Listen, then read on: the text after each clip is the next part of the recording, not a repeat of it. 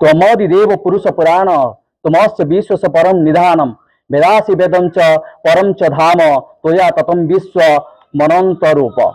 आज हूँ पवित्र बाहुड़ा यात्रा। जदि कहवा ये सृष्टि स्रष्टांक भारी विचित्र लीला निहाती भाव में प्रभु प्रति ये संसार जो कोटि कोटि जनता जो प्रभु प्रति जो भक्त जो भावना रही निहाती भाव में कोटि ना कोटि सनातन हिंदू धर्म रे ये गोटे नियारा निदर्शन एवं समग्र विश्व रे ये चलती ठाकुर प्रभु जगन्नाथ को नहीं जदि आम कह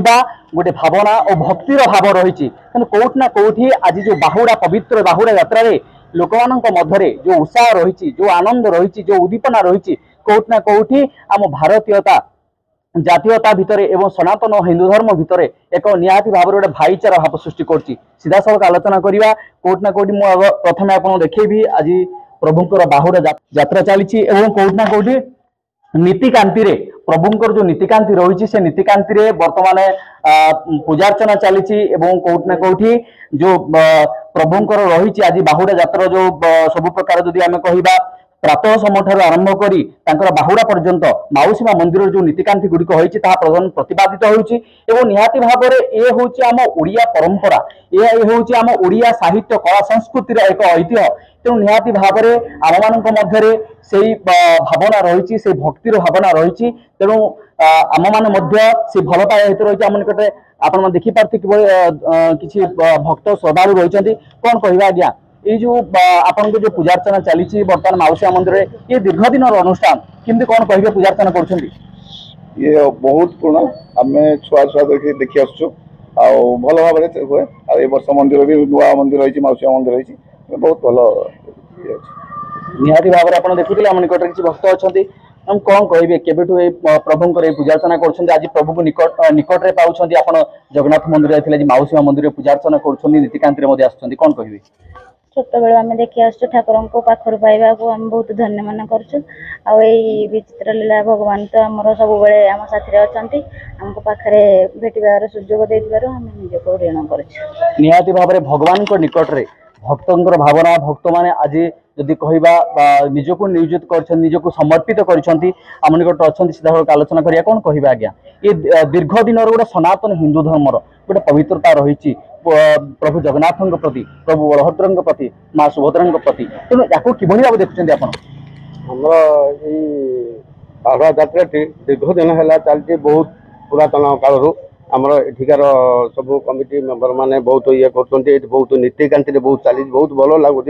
बहुत माहौल लगुच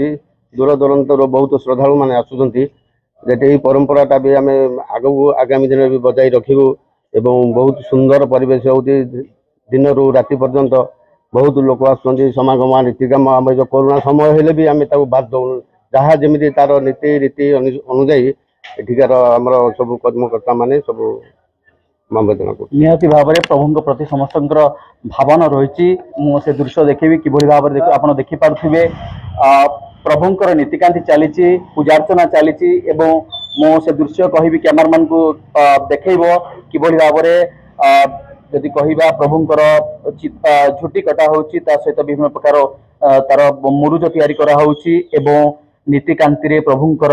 पूजार्चना चली तेणु कोटि ना कोटि ये हूँ आम भारतीय संस्कृति ये हूँ आम ओडिया संस्कृति ये हूँ जगन्नाथ संस्कृति तेणु कोटि ना कोटि जो भाव रही भगवान के प्रति गोटे भक्तर भाव तेणु निहाती भाव में ये गोटे प्रतिपादित करें निहाती भाव कथा हाँ आम निकट रही जी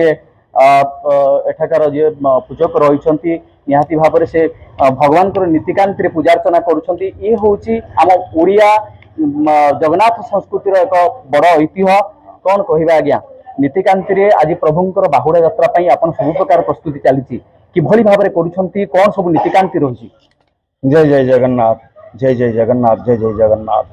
जगदानंद कंदाय प्रणतार्ति हराय च नीलाचल निवासाय जगन्नाथाय ते नमः नीलाचल निवासाय नित्याय परमात्मने बलभद्र सुभद्राभ्याम जगन्नाथाय ते नमः परम ब्रह्म परम करुणामय बड़ियार भुज तथा माँ सुभद्रा एवं चक्रराज सुदर्शन ये चतुर्धा मूर्ति विद्यमान हुंती रत्न सिंहासन रे एवं वर्ष को थरे पतित पावनी यात्रा करी ए संसार पतित मान को उद्धार करने उद्देश्य जो यात्रा करती जो घोष यात्रा से घोष यात्रा केवल गोटाई बाहाना मात्र कौन पाई ना प्रभुंकर जन्मस्थान को से जीवाई ये हूँ एक लीला माँ कोल को जीवाई माँ गुंडीचा राणी के पाख को जीवाई वर्ष को थरे प्रभु यात्रा करती आउ से यात्रा अपूर्व लीला यात्रा दर्शन करने कोटि कोटि लोक दर्शन कर नीतिकांति मध्य विश्वर जेते ठाकुर अच्छा जी जेते प्रकार ठाकुर को चिंता करंतु बा जहाँ को जो नाम भी डाकतु सबू ठाकुर ये ठाकुर लीला एवं तांकर समस्त प्रकार उपचार एवं नीतिकांति एक नियारा ढंगरे हुए एवं लोकवत्तु लीलामय से साधारण लोकर जमती चालीचलनी ठीक से भली करती प्रभु सकाळु उठती मुह धुअती आउर सेमती आलती अवकाश हुए तांकर मुख धौत हुए प्रभु दांत घसंती मुतुरी दांत काठी दांत घसंती एवं दांत घसीबा परे तांकर मध्य अन्यान्य कार्य जेमती नीतिकांति स्नान करिबा एवं गामुछा पिंधि स्नान करिबा तापरे पुणी